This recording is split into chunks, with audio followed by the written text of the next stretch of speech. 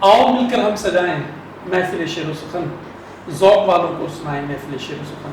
آداب دوستو، میں ہوں آپ کا ہوسٹ عاطر الفیانی۔ ناظرین محترم، ہمیشہ کی طرح آج کے اس محفل شعر و سخن میں ہم جس شخصیت کو آج دعوت دے رکھی ہے ہم نے، ان کا تعلق ضلع فیصل آباد سے ہے، اور ضلع فیصل آباد کی اگر بات کی جائے تو بڑی زرخیز زمین ہے۔ ادبی حوالے سے، گلوکاری کے حوالے سے نصرت فتح علی خان ایک بڑا نامور حوالہ فیصل آباد کا۔ ان کے علاوہ بری نظامی شاعری میں اگر دیکھا جائے تو بری نظامی ایک بڑا نام شاعری میں، اور ان کے علاوہ ناز خیالی صاحب جنہوں نے پوری دنیا میں نام روشن کیا۔ ان کے علاوہ نسیم بلوچ صاحب ہیں، آج کل ندیم بابا ندیم کی ایک جو ہے وہ پنجابی صوفیانہ کلام بڑا معروف چل رہا ہے۔ بے شمار لوگ اور ہیں جو ضلع فیصل آباد سے تعلق رکھتے ہیں اور ادبی اپنا کنٹریبیوشن کر رہے ہیں۔ تو فیصل آباد کی تحصیل سمندری، اس کی جو ایک ہے اڈا ہے، قصبہ ہے مرید والا کی ایک گاؤں 99 سے تعلق ہے ان کا، کسی بھی تعارف کے یہ محتاج نہیں ہے۔ استاد شاعر ہیں، ان کے شاگرد جو ہے وہ آگے بے شمار تنظیموں میں ادبی سرگرمیوں میں بڑے فعال ہیں۔ قاسم کوثر کے یہ خالق ہیں، بزم ندائے قلم انٹرنیشنل کے یہ صدر ہیں، ان کا تعلق ہے مرید والا سے۔ ہمارے ساتھ تشریف رکھتے ہیں جناب طاہر میں ہوتا ہے سر، خوش آمدید۔ جی وعلیکم کیسے ہیں سر؟ جی بہت شکریہ جی، میں بڑا شکر گزار ہوں آپ کا کہ آپ نے آج مجھے موقع دیا۔ آپ کا شکریہ سر، آپ نے جی بہت شکریہ سر۔ شاعری کب شروع کی سر؟ شاعری دراصل میں نے اوائل عمری سے ہی شروع کر دی تھی جی، لیکن اس میں باقاعدہ طور پر جو سیکھنے سکھانے کا عمل ہے وہ بعد میں شروع ہوا۔ ٹھیک، تو 1988 میں یعنی 1988 میں جب 8ویں کلاس میں تھا تو اس وقت ہی مجھے اسکول کی جو ادبی سوسائٹی تھی اس کی ذمہ داریاں سونپ دی گئی تھیں اور بیت بازی کے مقابلہ جات میں حصہ لیتے تھے۔ تو یعنی شعر فہمی سے جو تعلق ہے وہ بچپن سے ہی ہے۔ تو پھر تکا بازی تو چلتی رہتی ہے، وہ چلتی رہی، لیکن اس کے بعد جو کہنے کہ ہمیں خاردار جھاڑیوں کو تراش کر ایک گلدستے کا روپ دینے کی جو کوشش کی گئی تو اس میں استاد محترم منظر فلوری صاحب کا ہاتھ۔ تو باقاعدہ عروض شاعری کی ہونہ جو ہے وہ پھر ان کے ہاں سیکھنے کا موقع ملا، اور الحمدللہ جب سے ان کا دامن پکڑا ہے تو بہتری آ رہی ہے، ابھی مکمل نہیں ہے۔ طالب علم ہے۔ آپ کی نعت کی کتاب آ چکی ہے جی، غزل کے اوپر بھی کام ہو رہا ہے، دوسری کتاب کب لے کے آ رہی ہے؟ دراصل نعت کی کتاب میرا پہلی خواہش یہ تھی کہ میں نعت کی کتاب لے کے ہوں، تو قاسم کوثر کے نام سے وہ منصہ شعور پہ آ چکی ہے۔ تو غزل کی میری کتاب مکمل ہے تو اور مناقب کی بھی مکمل ہے۔ تو الحمدللہ ثم الحمدللہ میری کوشش یہ ہے کہ نعت کے بعد میں پہلے مناقب کی کتاب لاؤں اور اس کے بعد غزل کی لاؤں، تو انشاءاللہ ان قریب وہ بھی منصہ شعور پر ہوں گی۔ اگر شاعروں کی بات کریں تو کہا جاتا ہے کہ شاعر جو ہوتا ہے وہ پیدائشی طور پہ شاعر ہوتا ہے، کیا شاعر بعد میں شاعر نہیں بن سکتا؟ دراصل شاعری جو ہے یہ انسان کے اندر موجود ہے، ٹھیک، اور یہ کوئی ایسا نہیں ہے کہ اس کو وہ مستر پنے سے نہیں بنایا جا سکتا۔ ٹھیک، تو آورد اور آمد کا اس میں بڑا تعلق ہے۔ ٹھیک، تو جو شاعر ہوتا ہے میرے خیال میں وہ قدرتی طور پر شاعر ہوتا ہے، صحیح، اس کے اندر شاعری ہوتی ہے۔ ٹھیک ہے، تو جب آپ کوئی چیز کوشش سے کریں گے تو اس کو آپ کوشش سے بہتر تو کرنے کی کوشش کریں گے، لیکن جو اس کا فطری عمل ہے، جو چیز اس فطرت کے سانچے میں ڈال کر خوبصورت ہوتی ہے تو وہ خوبصورت ہوتی ہے۔ اچھا، ایک عام رائے جو ہے ایک عام رائے لکھی جاتی ہے جی، شاعر جو ہوتا ہے وہ اس کو کسی سے عشق ہوتا ہے، پیار ہوتا ہے، تو پھر ہی وہ شاعری کی طرف آتا ہے۔ کتنی صداقت ہے اس بات میں؟ عاطف صاحب دراصل شاعری جو ہے وہ احساسات کا نام ہے۔ جی، ٹھیک، تو یہ لازمی نہیں ہے کہ یہ ایک تاثر دیا جاتا ہے کہ شاید وہ عشق میں ناکامی کی وجہ سے شاعر جو ہے وہ شاعری شروع کر دیتے ہیں۔ صحیح، دراصل شاعری حساس لوگوں کا کام ہے، حساس لوگ، اور حساس جذبات کے جو مالک لوگ ہیں وہ ہی اپنی حساسیت ہے اس کو وہ نثر کی صورت میں یا وہ منظم نظم کی صورت میں، غزل کی صورت میں یا اشعار کی صورت میں وہ اپنے جو احساسات ہیں ان کو بیان کرتا ہے۔ اب احساسات جو ہے ہمارے معاشرے میں وہ آپ کو ایک حساس آدمی کو کوئی بھی واقعہ وہ متاثر کر سکتا ہے۔ جی، اس میں یہ ضروری نہیں ہے کہ وہ اس کو عشقی ہو اور وہ عشق کے یعنی وہ اس سے متاثر ہو کے شاعری شروع کرے۔ آج کل جو جدید رجحانات ہیں، مثال کے طور پر ہماری معاشرتی تفریق ہے، سیاسی افراتفری ہے اور ملک کی بادامنی ہے، اس سے بھی متاثر ہو کر ہمارا جدید رجحانات شاعری میں آ رہے ہیں۔ تو یہ ایک کوئی ایسا ایسا اچھا تاثر نہیں ہے کہ وہ عشق میں ناکامی کے بعد ہی شاعری ہوتی ہے. شاعری کسی بھی یعنی واقعے سے انسپائر ہو کے یا اس کا احساس جب پیدا ہوتا ہے تو وہ جب لفظوں کی صورت اختیار کر لیتا ہے تو وہ ادب تخلیق ہوتا ہے، خواہ وہ نثر کی صورت میں یا نظم کی صورت میں. انسانی فطرت ہے، انسان کو پیار ہو جاتا ہے، محبت ہو جاتا ہے، عشق ہو جاتا ہے. جی آپ کو بھی ہوا؟ دیکھیں سر، یہ ایک آپ نے بڑا کریٹیکل سوال کیا. محبت کے بغیر یہ کائنات مکمل نہیں ہے. بالکل صحیح. اور یہ ضروری نہیں ہے کہ آپ کو صنف نازک سے ہی محبت ہو. محبت کے بہت سے روپ ہیں، جو ہم بات کریں وہ صرف میں آپ کو بتا دوں. اور اس میں کوئی دو رائے نہیں ہے کہ اگر انسان محبت نہیں کرتا تو میرا خیال ہے اس کا وہ جانوروں والے احساسات ہوتے ہیں. محبت ہر انسان کو ہوتی ہے، تو لازماً ہے، اس میں کوئی شک شبہ نہیں ہے، ہمیں بھی ہوئی ہے. اب آپ نیکسٹ سوال نہیں کر سکتے کہ کب ہوئی اور کس سے ہوئی ہے. کب ہوئی ہے؟ یہ دراصل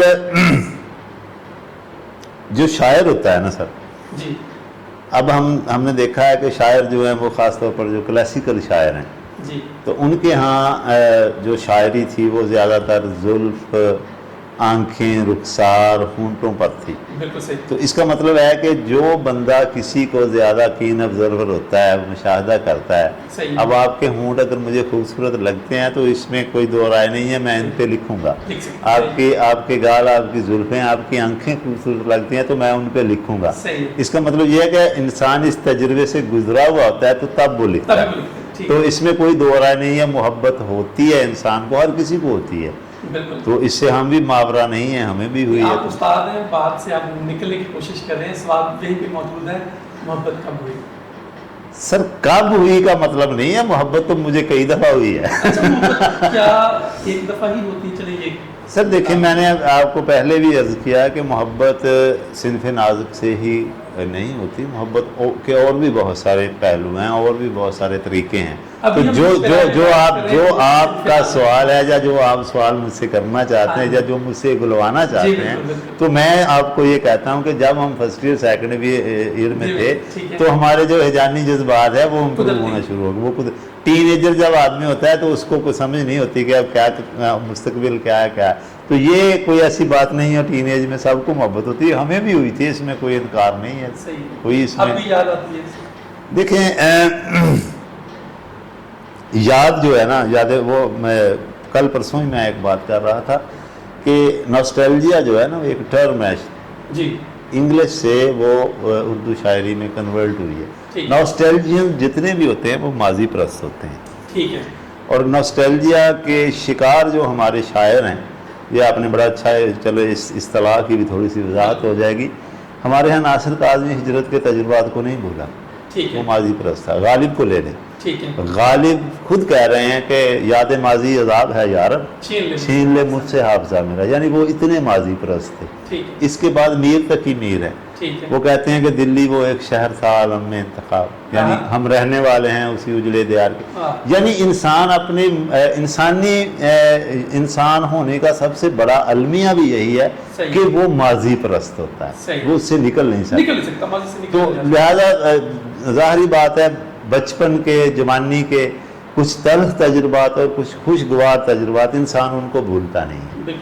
تو یہ آپ کے سوال کے تناظر میں ہے کہ ہم شاعر جو ہیں وہ اکثریت نوسٹیلجینز ہیں، یعنی ہم ماضی پرست ہیں. تو ہم بھی اپنے خوشگوار اور کچھ ایسے ناخوشگوار واقعات جو ہیں وہ ان کو یاد کرتے ہیں، تو وہ احساسات ہمارے اندر وہ بیدار ہوتے ہیں. آپ کیونکہ اوائل نمبری سے شاعری کر رہے ہیں، اوائل نمبری کے کچھ اشعار ہماری سماعتوں تک پہنچائیے. وہ جو اوائل عمری کی شاعری تھی جی، اس میں وزن کا تو ہمیں معلوم نہیں ہوتا تھا، لیکن یعنی ہم کوشش کرتے تھے کہ چلو اس کو ردم میں گا کر یا کسی طریقے سے اس کو پورا کریں. تو چونکہ میرا تعلق زیادہ تر نعت سے ہے، تو سٹیجز پہ مختلف نعت خان جو ہیں وہ ان کو نعتیں لکھ کے دیا کرتے تھے. تو جو پہلی غزل تھی میری وہ میں نے آرٹ کونسل میں پڑھی تھی، 2009 کی بات ہوگی. تو وہ غزل تھی کہ قصہ غم تمام کرتے ہیں. ہاں، یعنی اس کا یہ مطلب تھا کہ قصہ غم تمام کرتے ہیں، آپ کو ہم سلام کرتے ہیں. تو وہ بلا کے خطیب ہوتے ہیں، خاموشی سے کلام کرتے ہیں. یعنی اس طرح کی وہ شاعری ہوا کرتی تھی. यानी उसका कोई वो सर मुँह नहीं होता था, जो दिल में आता था लिख देते थे। तो अल्लाह भला करे मंजर फ्लोरी साहब का कि उन्होंने फिर हमें इस डगर पे लगाया और कुछ बेहतरी आई। अभी भी सीख रहे हैं तालिब इल्म में। जी, आप चूँकि खलीफा मंजर फ्लोरी भी हैं और उस्ताद मोहतरम डॉक्टर मंजर फ्लोरी के बाद आपके भी बेशुमार जो है वो शागिर्द जो हैं वो शेर सुखन में अपना लोहा बनवा रहे हैं, तो नए आने वाले शायरों को क्या नसीहत करते हैं?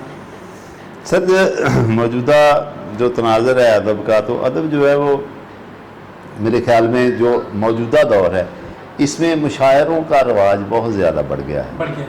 और वो कुछ दिन पहले भी मैं फेसबुक पे देख रहा था, वो कह रहे थे कि पाकिस्तान में बेरोज़गारी की वजह से शायरों की तादाद जो है वो मजमूई आबादी से क्रॉस कर गई है। तो यानी अब रुझानात जो हैं वो शायरी की तरफ बढ़े हैं।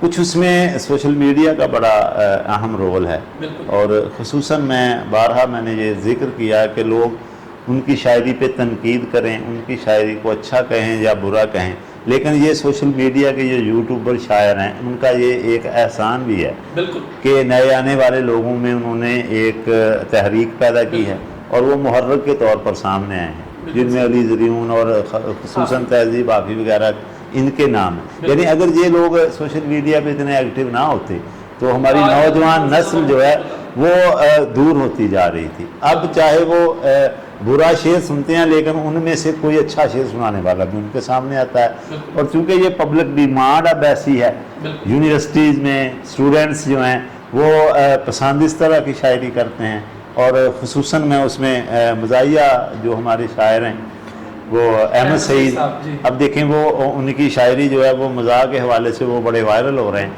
हालांकि वो संजीदा शायरी भी करते थे, मेन शुरू में तो उन्होंने संजीदा शायरी, लेकिन अल्लाह ताला ने उनको शायद चुन लिया कि आप मज़ाक की तरफ। सर वही जो सबसे ज़्यादा संजीदा होता है ना, वही मज़ाक लिख सकता है। सही, ये मज़ाक का संजीदगी से बड़ा गहरा ताल्लुक है। बिल्कुल सही। यानी आपने संजीदा रहते हुए किसी चीज़ को मज़ाक की तरफ लेके आना, और ये बड़ा मुश्किल काम है। मुआजा पे मतरकारी की और कितना तारीख था ये सीना यसरब ताहिर, आमदे नूरे मुजस्सम ने सहरकारी की।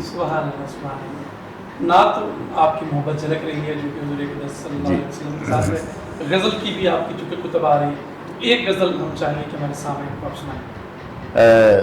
गज़ल दरअसल हम साजिद मेहरवी साहब और उसके बाद वाजिद अश्क रामपुरी और दाग दहलवी का कबीला है, कबीला मंजर फ्लोरी है।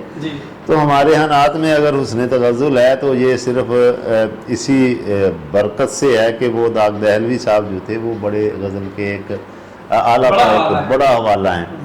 तो हमारे यहाँ जो हम गज़लें लिखते हैं तो हमारे यहाँ भी वो साजिद मेहरवी या मंजर फ्लोरी साहब का असर है कि हमारे यहाँ ना यानी गज़ल की शायरी में भी हमें नात ही अशार हो जाते हैं। तो गज़ल के कुछ अशार आपकी समाअतों के हवाले करूँगा, तो देखिएगा कि कोई तो मसाला दरपेश है उड़ान के साथ, कोई तो मसाला दरपेश है उड़ान के साथ, कोई तो मसाला दरपेश है उड़ान के साथ, उलझ रहे हैं परिंदे जो आसमान के साथ, उलझ रहे हैं परिंदे जो आसमान के साथ। और शेर देखिएगा आतर भाई के तुम्हारे साथ ही चलना था खैर चलते रहे, तुम्हारे साथ ही चलना था खैर चलते रहे, फिर उसके बाद जो चलना पड़ा जहान के साथ, फिर उसके बाद जो चलना पड़ा जहान के साथ। और वो नॉस्टैल्जिया की बात आप कर रहे थे कि समाअतों में वो पाज़ेब मुस्कुराती रही, समाअतों में वो पाज़ेब मुस्कुराती रही, मेरा यकीन उलझता रहा गुमान के साथ, मेरा यकीन उलझता रहा गुमान के साथ। और ये जान उसकी थी सो उस पे वार दी हमने, ये जान उसकी थी सो उस पे वार दी हमने, मगर ये जिस्म भी देना पड़ा लगान के साथ, मगर ये जिस्म भी देना पड़ा। और शेर देखिएगा कि उसे एक छत पे हैं पिंजरा नुमा कई चीजें, उसे एक छत पे हैं पिंजरा नुमा कई चीजें, है एक बेल भी लिपटी हुई मकान के साथ, है एक बेल भी लिपटी हुई मकान के साथ। और यहाँ से मिलता है बारूद असलहा सब कुछ, यहाँ से मिलता है बारूद असलहा सब कुछ, बड़ी दुकानें हैं फूलों की एक दुकान के साथ, बड़ी दुकानें हैं फूलों की एक दुकान के साथ, और मुझे पता है मैं खुद इसमें मारा जाऊंगा, मुझे पता है मैं खुद इसमें मारा जाऊंगा, सो लिख रहा हूँ कहानी बड़े ध्यान के साथ, सो लिख रहा हूँ कहानी बड़े ध्यान के साथ। क्योंकि आप उर्दू भी लिखते हैं और पंजाबी में भी आपका कलाम मौजूद है, तो मैं चाहूँगा कि आप पंजाबी के भी कुछ अशार कुछ बोलिए जो हमारी नाज़िन तक पहुँचा। चलें, दो अशार आपको पंजाबी गज़ल से और उसके बाद लोग बोलियां सुनाएंगा आपको कि बोली भी एक बड़ी खूबसूरत सिंफ है पंजाबी की जी कि जो चाहते सी वैरी हाले तीक भी सोना होई, हाँ, जो चाहते सी वैरी हाले तीक भी सोना होई, लख लकीरां खिचियां भारे धरती दो ना होई, क्या बात है, लख लकीरां खिचियां भारे धरती दो ना होई, ते अंतर जानियां गर्जां दी नहीं काली नेरी ठल्ली, किन्ने ही झुगे साड़ी बैठा अंदर लो ना हुई, और रोज ही टहंदा रहना वा मैं रोज उसारिया जावा, रोज ही टहंदा रहना वा मैं रोज उसारिया जावा, कूजा घर तो चजना मेरी मिट्टी गो ना होई, कूजा घर तो चजना मेरी मिट्टी गो ना होई, ते शेर देखो जी के कूजा घर तो चजना मेरी मिट्टी गो ना होई, ते अंदर कैद जे करदा वा तां अख चों झाकदी रहिंदी, अंदर कैद जे करदा वां ते अख चों झाकदी रहिंदी, मैं बेचज्जे कोलों एक तस्वीर लुकाना, मैं बेचज्जे कोलों एक तस्वीर लुकाना हुई, ते बनी फिरदा चना दा तारू, बनी फिरदा चना दा तारू, ते अखियां बनी फिरदा चना दा तारू, ते अखां विच डुबदा फिरे, बनी फिरदा चना दा तारू ते अखां विच डुबदा फिरे, ते मुआशरा मौजूदा मुआशरे दी अकासी करांगा कि पुत कमी दा कमिश्नर होया, पुत कमी दा कमिश्नर होया ते चौधरी नूं गश पै गया, पुत कमी दा कमिश्नर होया ते चौधरी नूं गश पै गया, ते ओदे खुरियां ते पैर ना आवे, ओदे खुरियां ते पैर ना आवे, नहीं जेड़ा मेरा दिल लै गया, नहीं जेड़ा मेरा दिल लै गया। वाह वाह, बड़ा मजा है सर आपके साथ बात की, जी बहुत शुक्रिया। पंजाबी भी सुना, अदबी मंजरनामे के ऊपर आपकी गहरी नजर, मौजूदा दौर में सीनियर शोरा में आप किसको समझते हैं कि यार ये बहुत अच्छा कलाम कह रहे हैं, इनका शुमार अदबी मुल्कों में बड़ा मुतबर हवाले से जाना जाता है, सीनियर शोरा में चंद नाम जो आप समझते हैं कि वो एक हवाला है? सर दरअसल अगर आप पूरे बरसगीर की बात करें तो अब जो उर्दू अदब है वो बड़े बेहतर तरीके से पनपना शुरू हो गया है जी।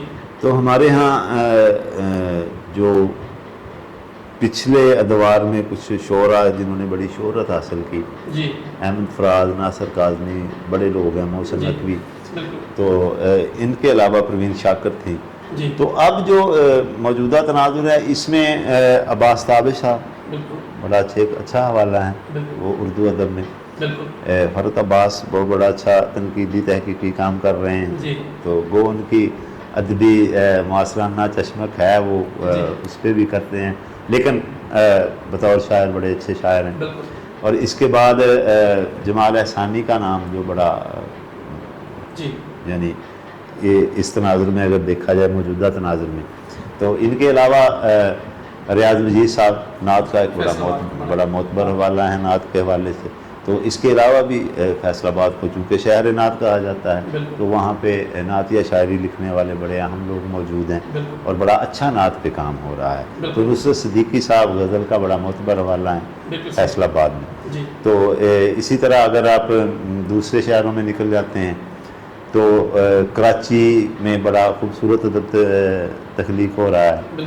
इसी तरह शाहीन अब्बास का नाम जो है इधर शेखुपुरा में वो बड़ी अच्छी गज़ल कह रहे हैं, तो बड़े अच्छे लोग हैं जो उभर कर सामने आ रहे हैं। तो अगर नौजवान जो नस्ल है उनके पसंदीदा शोरा में जाएं तो आपको जो सर फहरिस्त है जी हाफी अली ज़ुरियोन और उनके साथ साथ उमैर नजमी हो गए, दूसरे जो अकराम आरफी साहब, तो ये बड़े चंचल और बड़े खूबसूरत शायर हैं, तो नौजवान नस्ल इनको पसंद करती है। अच्छा, नसाई अदब की अगर बात करें, परवीन शाकिर के बाद मौजूदा सिनेरियो में अगर देखें तो आप किसको देख रहे हैं कि ये अच्छा काम कर रही है? نسائی ادب میں چونکہ پروین شاکر کے بعد کچھ تھوڑا سا گیپ ضرور آیا، لیکن موجودہ اگر دیکھا جائے اس میں تو جو سب سے خوبصورت اس وقت حوالہ پیش کیا جا سکتا ہے وہ حمیدہ شاہین کا ہے. بالکل وہ ماشاءاللہ بہت خوبصورت اور پکا لکھنے والی شاعرہ ہیں. تو ان کے علاوہ دوسرے لوگ بھی اس پہ کام کر رہے ہیں. موجودہ دور میں اگر بات کی جائے تو کومل جویا بڑا خوبصورت شعر کہہ رہی ہے، بڑا ہی خوبصورت کلام کہتی ہیں ان دنوں میں. تو اس کے علاوہ بھی کچھ جونیئر شاعرات ہیں.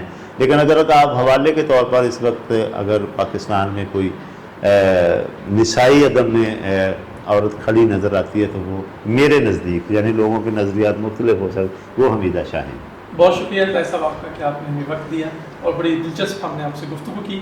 اور ناظرین، طاہر صاحب نے نعتیں بھی سنائیں، اردو کے حوالے سے ہم نے غزل سنی، پنجابی کی بولی ہیں، ادبی منظرنامے پہ ہم نے گپ شپ لگائی. ان کے دو اشعار مجھے بہت پسند ہیں، وہ آپ کو سناتا ہوں. آج کا یہ پوڈ کاسٹ اپنے اختتام کو پہنچتا ہے کہ دیکھیے کتنا خوبصورت لکھتے ہیں کہ ہر ایک بات پہ احسان جتانے والے ہیں، یہ میرے یار بھی کیا دل دکھانے والے ہیں.